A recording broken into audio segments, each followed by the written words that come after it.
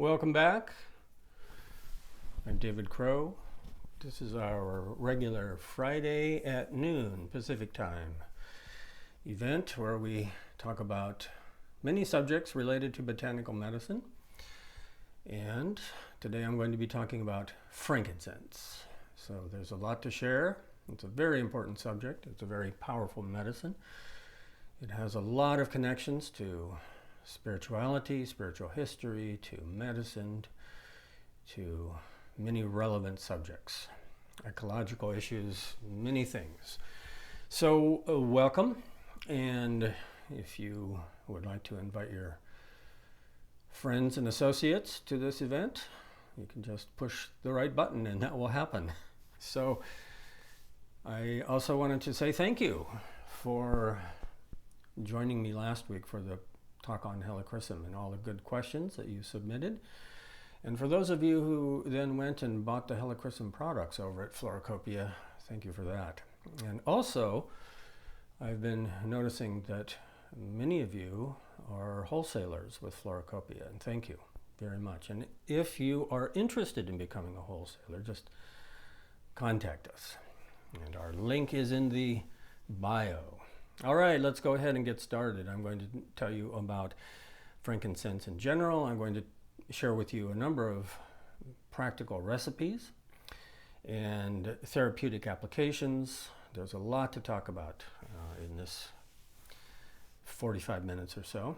And we would always like to start by remembering that when we're talking about plant medicine in general, but very specifically frankincense, that this is an opportunity for us to remember the sacredness of plant medicines. And this is one of the reasons why I really value plant medicine as a discipline, as a career, as a path in life, because it's not just about products, it's not just about marketing and sales and the business side of it. It is our connection to nature. And it is our connection to plants specifically. And these plants have been around a lot longer than Homo sapiens. And that's one of the reasons that they have medicinal powers, is because they have a kind of intelligence, a kind of life force, which in Ayurvedic terms we would call prana, or in Chinese medicine we would call qi. And the prana and qi of medicinal plants includes a long, long history. And so when we're talking about frankincense trees, we're talking about trees that have a lineage that go back tens of millions of years. And so when we ingest a botanical medicine, whether we take it orally or we inhale it through aromatherapy, we are actually bringing in compounds from the tree that have been created by that life force, by that intelligence that's very old. And so this is one of the things that heals us, actually, is that the plants reconnect us to something very ancient in the biosphere. And this is one of the reasons why I include frankincense in a category of herbs and oils that I call the sacred scents. Because frankincense is one of a handful of resins and woods and essential oils that have been used throughout human history for primarily spiritual endeavors. And this means used in ceremony and rituals and with meditation and contemplation and for purification. And when we understand the therapeutic effects, what we see is that this translates into mood elevation and anti-anxiety and antidepressant effects. So that's what I will be focusing on in this particular section. And I did mention last week, for those of you who might be curious, I mentioned that I would have a special guest, but unfortunately he wasn't able to make it. But we will do another installment on frankincense in the future, and have his valuable insight and input. He is a frankincense merchant from Oman who has a lot of things to share with us, but the subject is so big we could talk all week about it, so plenty to cover. Let's go ahead and start. And what I would like to mention first is that there are 6 primary therapeutic categories where we can apply both the resin and the essential oil. Now, I'm going to focus this discussion just on the essential oils primarily, but I'll show you the resins and how to use them also. But mostly, the essential oil is the topic, and this is relatively new in history. Now, frankincense has been used for thousands and thousands of years. It's actually been found in caves going back over 10,000 years, where it apparently was used in ceremony, or at least just put on the fire for evening entertainment.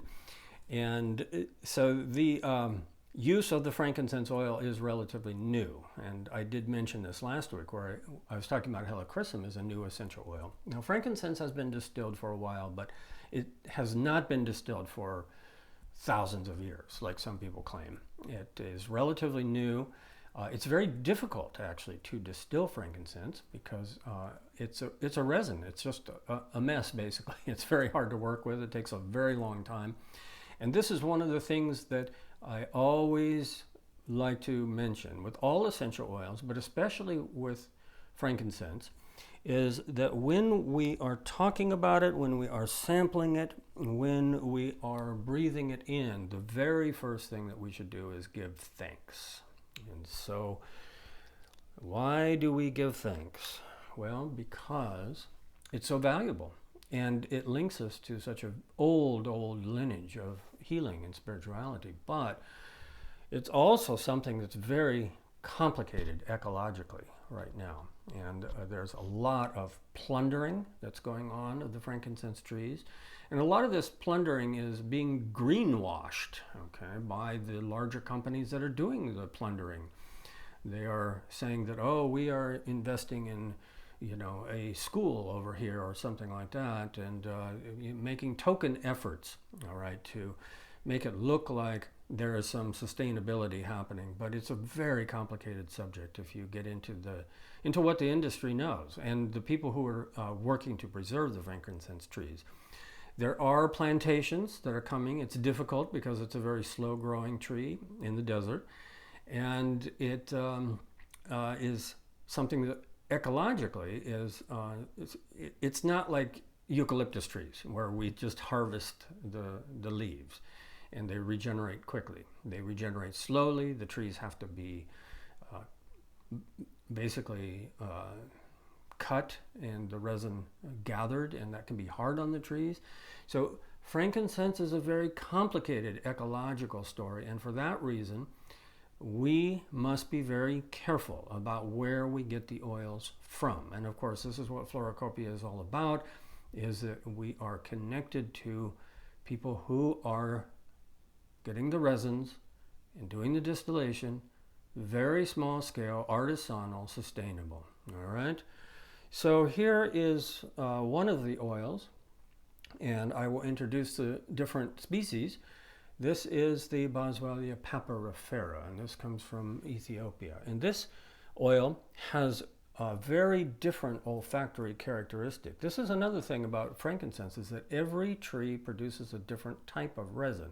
Many species, some 28 species approximately, and not only do every species produce a resin that has a different kind of aroma and gives a different kind of essential oil, but even the same species growing in a different region has a different chemistry. So this is the ecophysiology of the trees. So with that, I just wanted to start things off. That was kind of an extensive introduction. But when we have the opportunity to sample the frankincense, whether it is from the bottle or on a perfume strip like this, then we always start by saying thank you to the tree. And we can do this biologically. How do we say thank you biologically to a tree? Well, when we inhale the compounds, they go directly into the brain, they go directly into the lungs, they go directly into the heart. And when these compounds, the aroma compounds come into the sinuses, they activate the nervous system, they come into the respiratory system, they become part of the body. Now what does that mean? That means that I have just inhaled something into my body from a tree. And so that tree has become part of my body biologically. Now this happens every time we breathe in. We become part of the atmosphere becomes part of us with every breath. We have inseparable biological unity all the time. And it happens every time we drink any kind of liquid. It happens any time that we eat any food. And it happens anytime we do aromatherapy. So the way that I visualize this, and this is a little spiritual meditative teaching for you, is that you can inhale and just imagine that the prana, the ancient life force of the tree that created this oil, comes in through the sinuses, it spreads into the brain neurologically, but it also comes into the lungs and it goes into the heart. And that's literally true. Aromatherapy enters into the respiratory system and then into general circulation through the heart. But it's the heart connection that matters because, well, I mean, it all matters, but for a meditative spiritual practice, especially giving thanks, what it means is that we can inhale the fragrance into the heart directly. And in the heart, we can imagine that the molecules of the tree itself, okay, the vapors, the intelligence, the aroma, the prana of the tree itself are circulating through the heart. And if we have a feeling of gratitude in the heart is a cognitive organ and it generates its own molecules of emotions and intelligence. And when we inhale, it literally goes into the heart. And if we say thank you through the heart, then we are actually talking biologically to the tree that is now inside the body. All right, so that's how I always like to start a larger conversation about frankincense, because it is so ancient, so powerful, so much a part of the human psyche, and so much a part of the human spiritual experience that we should just recognize that. And this is one of the important aspects of botanical medicine, that every time we encounter a botanical medicine, it gives us an opportunity to cultivate a deeper personal, emotional, spiritual, biological kind of relationship with plants. And I think that's one of the most important things that we need to be doing right now in the world. Our relationship with plants is primary. We depend on them. So frankincense, now let's talk about the therapeutics. I'll just sum this up. There's so much to talk about because there's countless recipes. Even though essential oils of frankincense were not used historically up until fairly recently, probably a few centuries at the most, the frankincense resin was prepared into all kinds of different compounds.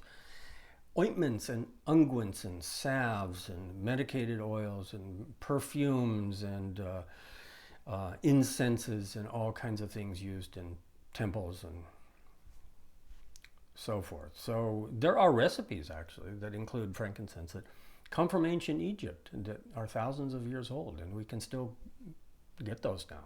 People are still making those ancient recipes.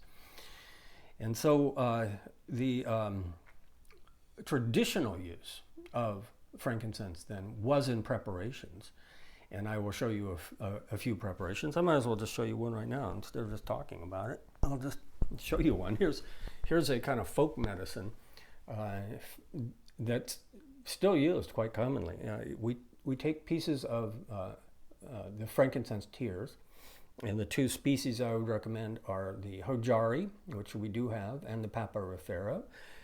This is the hojari, and basically you put a piece of the frankincense into water, okay, and it becomes milky. It becomes an emulsion over time, and this is used can be taken internally, just a little bit, half a teaspoon or so can be taken internally. It enhances cerebral circulation. That's one of the therapeutic benefits of frankincense, is that it supports the circulatory system. Enhancing cerebral circulation means all kinds of wonderful things. Like it's good for the brain and it supports cognitive function. And traditionally it was used by students to help them to retain information. So this is something from the folk medicine traditions of North Africa and other places as well, because frankincense traveled all over the world, of course, throughout the old world by camel caravan for centuries and centuries. But this particular emulsion here is also very important for dental care.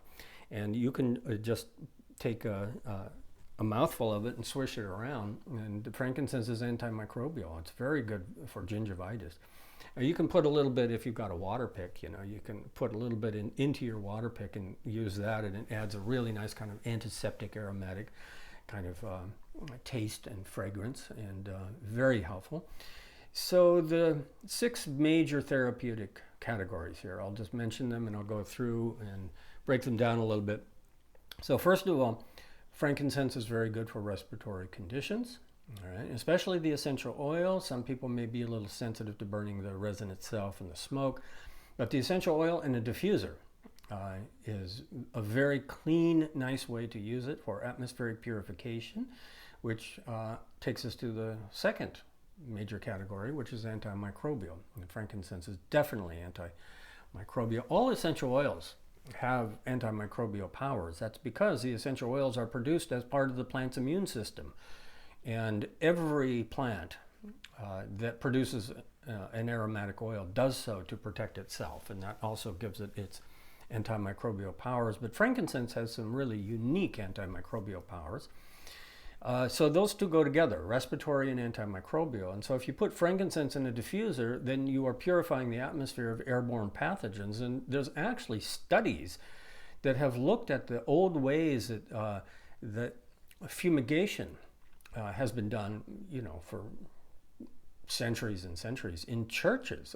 I found a very interesting study that apparently was done in Russia recently. And some scientists wanted to know what actually happens when the priest goes around with the censer fumigating the church. Does it actually have some medicinal powers? And guess what they found? It was like airborne pathogens are reduced by up to 80% simply by using a censer. Going through and fumigating a church purifies the atmosphere, all right? So there's some real scientific basis to these ancient practices, of course. I always find it amusing when scientists confirm that people know stuff. So those are two benefits, respiratory and antimicrobial, and they go together. And I'll give you a few recipes here in just a moment. Third is anti-inflammatory, and that is both the oil and the resin and the preparations that can be used internally. Okay, some things are used internally very carefully. I'll tell you about that. And some things are applied externally. So the main anti-inflammatory compound that's been getting a lot of attention from frankincense is called boswellic acids. And boswellic acids are not present in essential oils. There's been some controversy about that. They have to be extracted in a different kind of way. Now, boswellic acids are actually available at the health food store. If you go to the health food store, you might just see a bottle that says Boswellia. Well, it's boswellic acids. It's a particular family of compounds that have significant anti-inflammatory effects, especially for the musculoskeletal system. And so it's frequently combined with things like turmeric for arthritis, pain in the joints and muscles. And here I'm going to go ahead and give you a little preview. I hope this doesn't cause problems over at customer service, but I just wanted to show you something really wonderful. And it looks like a fine wine, but you don't consume this. I just put it in this glass to show you how beautiful it looks. This is a very unique extraction method of the Papyrifera resin. Has an incredible fragrance, and this is extremely high in boswellic acids. So think of what could be done with that. Well, I'm working on some secret products that are going to be coming out soon. Very high in boswellic acids. So That's the anti-inflammatory side just a little bit. I'm going to circle back around with specific recipes here. And then, of course, we have the entire spiritual side of things, meaning spiritual benefits. And when we say spiritual benefits, what we can translate that into meaning is that the effect of inhaling frankincense essential oil or the smoke from the fumigation has, well, what do spiritual effects mean, really? I mean, spiritual effects mean effects on the mind and consciousness and the heart and the emotions. And so what frankincense can be said to do then is that well, as I mentioned, I call it a sacred scent. Well, why? Well, it invokes a kind of spiritual mood. And what is a spiritual mood? What does a spiritual mood feel like? Well, it can be all kinds of different things for different people. We could break it down basically into maybe things a little bit more on the yin side, internal, contemplative, inner peace, tranquility, these kind of meditative kind of spiritual moods. And in psychological terms, what we would say is that that's anti-anxiety. You see, anything that's more yin, quieting, calming, internalizing, these are things that antidote anxiety and stress. And on the other hand, we could say, well, there's more yang. What are yang spiritual moods? Well, that's creativity, you see, and inspiration and joy and celebration and gratitude, all these kinds of things, more outward expressions. All right? And in psychological terms, what is that? Well, that's antidepressant, you see, because anything that lifts us up and gives us more emotional, positive mental and emotional energy that's active, you see, that's antidepressant. And anything that is more calming is anti-anxiety. So that's a very simple way of understanding frankincense at a kind of spiritual, emotional, psychological level. But then there's two more that I'll mention: benefits to the skin and also benefits to the circulatory system. So let's go through each of these now, and I'll add some flavor, add some color, add some ingredients so that you can actually take something away that's practical here. I will mention that if you go over to the Floracopia site and you just type in frankincense to the search bar, that, let's see, I think there's something like 98 results come up. And why are there so many results? Well, first of all, we have several of the major essential oils from the major resins. And that's something that's always been unique about Floracopia is that we actually have a selection of various types of resins, and again, coming from unique sources. And that includes the Sacra, which is most renowned. And we also have the Rive, we also have the Papyrifera and the Serrata, which is the major source of boswellic acids so far commercially until we roll out this new one. And then there's a lot of different products that contain frankincense, a lot of things for the skin. All right, that's one of the things that is very important about frankincense. A long history of being used to protect the skin. And I mentioned last week that frankincense and helichrysum combine perfectly for skin conditions: scar tissue, skin protection, skin cell rejuvenation, for injuries, wounds, burns, and so forth. All right, let's go through now and sum this up. I'll give you a few simple combinations for each of these categories. So first we have a respiratory category. What would you like to do? Well, you could take any one of the frankincense oils, like say the frankincense sacra, all right, and you could put it in a diffuser. And I don't have a diffuser right here. I'm going to show you the incense burner in a few minutes, but you can just put the frankincense directly in a diffuser, that's all. Or you can just put a couple drops on the palms of the hands and breathe it. It's quite safe in terms of dermotoxic potential. Don't let anybody tell you that dermotoxicity is detox. It's not. It's burning the skin. If you have sensitive skin, be very careful with essential oils. Really just avoid putting any of the spice oils on the skin at all. Flower oils are generally relatively safe. Frankincense oils are generally relatively safe, and they're good for the skin actually. But if you have sensitive skin or you don't know the species, it's always better to put it in a carrier oil. So, respiratory purposes. You can combine frankincense with any of the other essential oils that are renowned for the respiratory system. And the category of oils that I call respiratory oils would include things like the different species of eucalyptus and the conifers. And it's a beautiful aromatic combination. So something like pinon pine and frankincense, that's, half and half. That's a beautiful combination. And you can put it in the diffuser. You can put 1 or 2 drops of that blend on a pot of hot water and cover your head with a towel and breathe it for steam, for respiratory congestion, coughs and colds and flus. You can put a couple drops on the bath. Make sure you mix it in nicely. Maybe mix it with a little bit of salt first and mix that in to disperse it. So lots of combinations. Just any species of frankincense. So you could start with the 3 or 4 that we have available, and then you've got all of these different conifers that are available and eucalypti that are available. Right there you've got maybe, infinite number of recipes. So that's one way to think about it for the respiratory system. Another is that you could take frankincense and any of those respiratory oils, and you could put a couple drops on a compress, warm water on a towel, and just put it on the chest and breathe that. Now, you can add many different antimicrobial oils to the frankincense that are going to be good for not just the respiratory system, but other systems as well.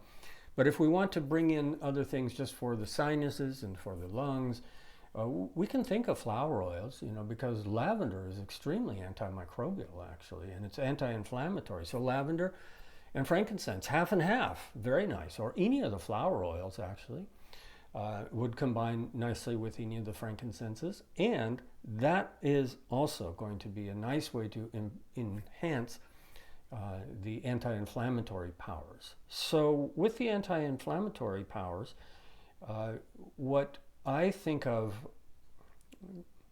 is musculoskeletal. Now, of course, if you are using frankincense and lavender, say, in a diffuser, it will have an anti-inflammatory effect on the respiratory mucous membranes, but it's going to be anti-inflammatory if you put it in a carrier. And so a really nice carrier for musculoskeletal conditions that I talk about a lot, and I'm going to be talking about more, is the Mahanarayan oil. And this is available through Ayurvedic sources. And I always, tell people to check out what they've got over at Banyan Botanicals. That's one of my favorite companies to refer people to. Banyan Botanicals has Mahanarayan oil. And Mahanarayan oil is an excellent carrier oil. And last week somebody asked about, well, can we use arnica and the herbal macerated oils? And yes, absolutely. Arnica oil, helichrysum, and frankincense, a beautiful combination for musculoskeletal problems, especially for injuries, bruises, soft tissue, pain, swelling, and so forth. So Mahanarayan is sort of like the Ayurvedic version of those macerated oils like St. John's wort and arnica and calendula that we find. But frankincense goes very nicely with all of those Western kind of oils. Now, we come to a bigger topic again, which is the spiritual use. And I gave a brief overview of how aromatherapy with frankincense really helps our moods. But now I would like to give you a specific technique. And I will be mentioning this technique many times as we go week by week, every Friday at noon Pacific time. I will be mentioning this technique repeatedly because it is so important, so fundamental. And that is a way of combining, anointing ourselves with our meditation practice. Now, I teach a lot of courses in herbal medicine and have been practicing herbal medicine for almost 40 years. And one of the most common conditions that we're all dealing with, especially since the pandemic, is a pandemic of anxiety and stress, of course. Now, people have misconceptions about what herbal medicine can do and not do. Some misconceptions are that people think that it will do a lot of things that it will not, or on the other side of things, people think that it won't do things that it will. So it's always good to establish realistic expectations. And when it comes to dealing with stress and anxiety, one of the best antidotes is spiritual practice. Why? Well, spiritual practice has always been there to treat our mental suffering, our mental and emotional suffering. And it is the primary way of dealing with depression and anxiety, is to have a strong spiritual practice. Of course, more things is better. And even if it's not, integrated yoga and vipassana and natural medicine altogether, just having something that we do that we know really changes our physiology, that's what's important. When we're dealing with stress and anxiety, it's very important to understand that we have to do our karmic homework, that the plants are not going to do something to us unless they're really strong. And if they're really strong enough to do something to us, they're going to have some side effects. So yes, there are some plants that can knock us out. There's lots of good cannabis products that are out there right now, and they can be used skillfully so that they really reduce the anxiety. And of course, a lot of it's dose dependent, because if you take too much, it'll make your anxiety worse. But the way that I look at this is that stress and anxiety is a calling. It's a message saying we've got to evolve spiritually. We have to really understand the nature of reality so that we can change our relationship to external conditions and find some degree of stability within our own mind and consciousness in relation to increasingly complicated and stressful circumstances. And it's always been like that. That's what spiritual practice has always been for, because inevitably we all get sick and we have to face our mortality, and we have to have some inner peace about all of it. So we might as well get started now. And what I like to propose that we do is that we use the herbs that are renowned for helping to relax anxiety and stress or lift us up from depression, but not expect them to just magically change things the way that we expect, SSRIs to do, the psychoactive medications, which have huge problems, of course. So what we do then is, some herbs we know will do something to us, and that's fine. And we use them for that, all right? If we need to take a strong laxative, it doesn't matter what we believe about it. We take it, it's going to have a strong laxative effect. It does something to us. And we don't need to work with the plants at that level. But when it comes to our mind, what I suggest over and over again is that we use the plants as allies to help us do our own work, because it's our own mind. You see, we have to deal with our own mental states ourselves, but the plants can help us. They won't do something to us to just make it magically go away, like a strong laxative will, but they will support us on many levels. They reduce the inflammation, strengthen the brain function, improve the circulation, calm the adrenal stress. They will do a lot of things, but the best way to use them is as a spiritual practice and to support ourselves in our spiritual practice. So what does that mean? Well, take some frankincense and sit down, calm yourself, breathe deeply, and focus on the body sensations of relaxation. Because what we're really trying to do is not resolve all of our issues. All we're trying to do is calm the nervous system, and that will help us to deal with our issues more effectively, whether they are from the past or whether they're things that we're facing in the present or things that we're worried about in the future. We'll do better if our nervous system is calm and stable and the mind and emotions are clear. All right, so that's the concept. So we have to train ourselves internally to activate the physiological relaxation response as much as possible. We have to train ourselves to get out of anxiety and depression, but the plants will help us do that.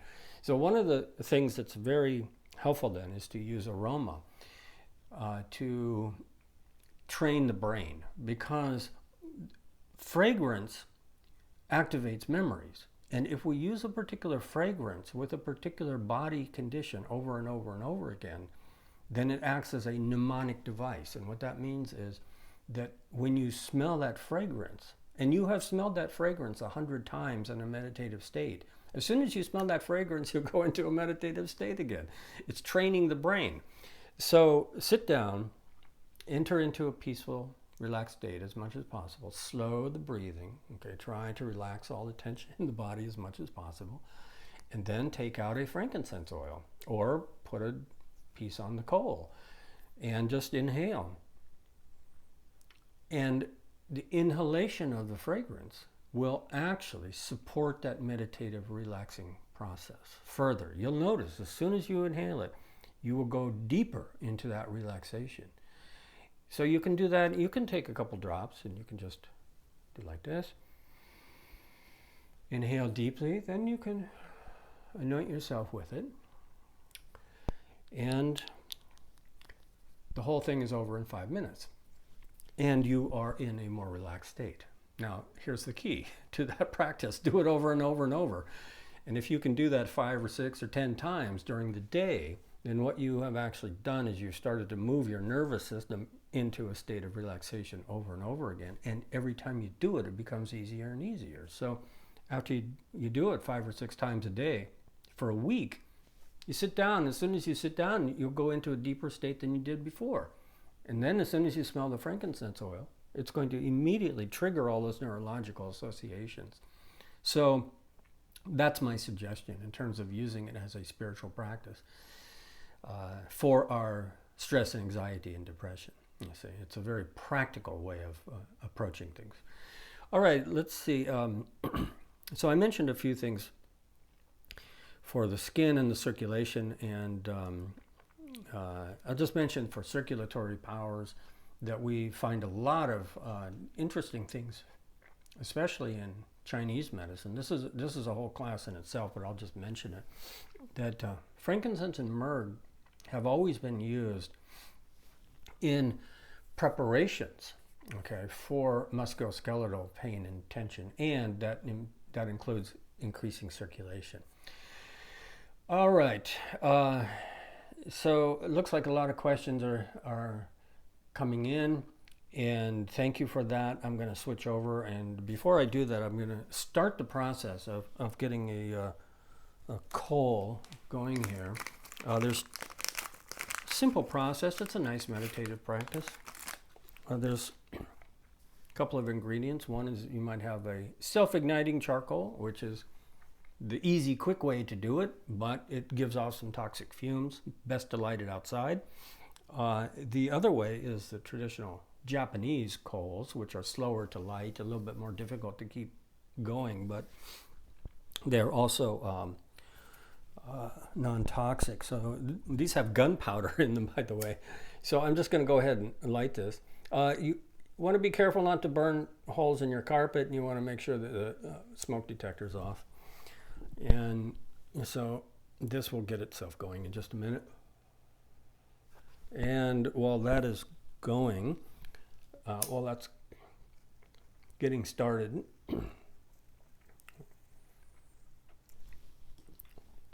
I'll be taking some questions. So there's all kinds of incense burners, and this is one that I use. It's a little bit on the big side. I like to do this outside, and there's smaller versions, of course. So you just take this. All you need is something that's heat resistant, and what I have is sand in it from the beach. So you just put the coal in there. All right. Now I'm going to put that aside and show you a couple of the resins that you could put on there. This is the Papyrifera. Beautiful, beautiful kind of citrus orange kind of aroma comes out of that. And then this is the Sacra. Beautiful golden variety here, but this also comes in lots of different colors, and it can be sorted in terms of different grades, and that was specifically what I wanted to talk to Mr. Shabazz Khan about, because he's a specialist in sorting the various grades according to their spiritual psychic functions. So you can look forward to that. And let's go ahead and look at the questions that have come in. It looks like there's been quite a number. So while I'm waiting for that cold to get hot, which I'm going to use to bless all of you when we sign off, let's see here. Questions for frankincense. Okay, so, all right. Can frankincense be used for tinnitus? All right, good question. Well, you know, tinnitus is a complex problem with many different causes, and it's stubborn. And it's possible that it could be, and I'll tell you why. I say this because I have actually seen some cases that have improved. Now, according to modern medicine, tinnitus is primarily actually caused inside the brain. There's nothing going on in the ear itself. But what I have seen is that there may be some external factors that if you treat it, it might help. Now, I have heard specifically about helichrysum oil helping with tinnitus. And that makes sense in cases where there may have been an infection, inflammation, or injury, because that's what helichrysum treats. And so what I would say is, why don't you try on a cotton ball 1 drop of frankincense and 1 drop of helichrysum. Put that in the ear and leave it there for 10 or 15 minutes, and do that a couple times a day. And see, just check it out, you know, because it's a highly, highly individual situation.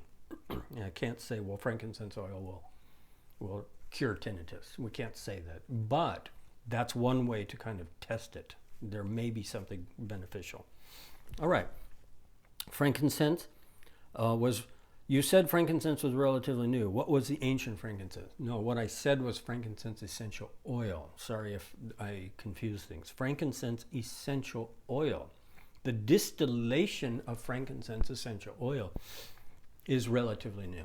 I don't actually know when the first distillation was done, but I seriously doubt if it was, you know, more than 200 to 300 years ago. But I may be wrong. But what I can say is that frankincense resin infused in oils was the primary way that it was used. That is definitely ancient. That goes back thousands of years. As a matter of fact, if you find a tomb somewhere in Egypt buried under the sand, and you go in and see all the, you know, mummies and amphoras, the old containers, they very likely contain unguents and salves and things that still have frankincense fragrance in them, because frankincense is basically indestructible. It's a resin. So that's what I meant. Okay, can we take frankincense internally? Well, here is how you can use frankincense internally. You don't want to swallow it, all right? You definitely do not want to take the frankincense oil internally, all right? And there's a lot of confusion about this, a lot of claims that are being made, a lot of misinterpretation of clinical studies and lab results in petri dish studies, okay, in vitro studies, associating with anti-cancer properties. And this is a really complicated subject because there's the medical reality and then there's the marketing about it, okay? And so that's a bigger subject. But what we do know is that in a petri dish, that frankincense essential oil will inhibit cancer cells. But that doesn't mean that you can drink it to cure cancer. All right, that's where the confusion comes in, because what happens in a petri dish is different than what happens in the physical body. But lots of essential oils have anti-cancer properties. The problem is that we don't have a way to administer them safely at high enough doses that they will kill the cancer without killing us first, you see. So how can we take frankincense internally? We can chew the resin, all right? And this is widely done in the harvesting regions and traditionally as well. You want a really clean version of it. So over at Floricopia, we've got the Hojari superior grade. That's what this is. You don't need very much. This is too big a piece, actually. All right? And I'll just say that frankincense goes a long, long ways when you fumigate with it. Like a piece this size, this is big enough to do the whole Vatican, all right? So it's a huge amount. So I would say just take a little piece like this, even break that up into 2 or 3 pieces, and then just hold it in the mouth and warm it up until it becomes soft. Chew it, and that will release the essential oils into the mouth. And those essential oils have very significant anti-inflammatory and antimicrobial powers. And that can be very good for oral health, okay? Gingivitis, a specific remedy for gingivitis. But I have also heard some really interesting stories from people that they got in the habit of doing that, and it improved their digestive problems also. Why? Well, it's because you're actually consuming a very minute amount, a biocompatible, safe level of essential oils internally if you are chewing the resin. Do not take the essential oils undiluted directly in the mouth, because you can really irritate the tongue and the mouth and the throat and the esophagus and give yourself gastritis. But if you chew the resin, especially a small piece, and you do it once a day just to see how it feels, it can still be pretty strong. You may find that it actually has some benefits on your digestive system because it has the antimicrobial powers. And I do have some case histories where people have done this, and they have reported, even without intending to treat their digestive problems, just suggesting that they do that for their gingivitis, for example, that they came back and they said, all of these symptoms of SIBO, small intestine bacterial overgrowth and fermentation and gut-brain axis problems, gluten sensitivity and malabsorption and bloating after meals, a lot of those symptoms are actually benefited by having a small amount, biocompatible level of the essential oil coming in from the resin. So it is very important as an internal medicine. But just use the resin only, please. Don't consume the essential oils directly. All right, let's see what else do we have. Okay, I've heard frankincense can be used in a skincare routine. Is that true? Yes, it is true, and it is a routine that has been going on since the days of the queens and pharaohs in Egypt. And all over the old world, frankincense has been an ingredient in skincare products. And so I would refer you to the links in our link tree, because there are so many products, as I mentioned. We have a number of skincare products that do have frankincense in them. So let's see, what else is there? Brain waves. Can I say more about this? Well, that's kind of that's a great topic, but it's let me think about what I can say. Okay, some clarification is coming with this, and while that's coming in, let me just remind everybody here before we sign off that we have an end of summer sale, which is 25% off, happening over at Florocopia. And again, thank you to everybody who is a retailer who has a wholesale account with us. Very much appreciate your presence here and the work that you are doing. So let's see, brainwaves, I'm sorry, I can't really, brainwave studies, okay. I'm sorry I can't really address this question. I'm a little bit unclear on it, but maybe feel free to join us next week and keep posting questions, and maybe I'll think of something to say by then about it in general. But what I can say, I guess, just to say something about this question, is that if we sit down and we meditate and we use aromatherapy with meditation, like this self-anointing, kind of retraining the brain, it undoubtedly is going to have a positive effect on our mental state. Okay. And our meditative state as well. Okay, so with that, now it's time to put something on the coal, and we don't need very much. But I'm going to sign off by just taking the incense burner, and I'm I'm going to take a little piece of the Papyrifera, which is very sweet, and I'm just going to wish everybody a wonderful week. Stay safe, and I'm going to send you all the aromatic blessings that I possibly can through Instagram. So thank you so much for joining me, and have a wonderful week. Use your essential oils carefully. Use the frankincense with gratitude. And so see you next week.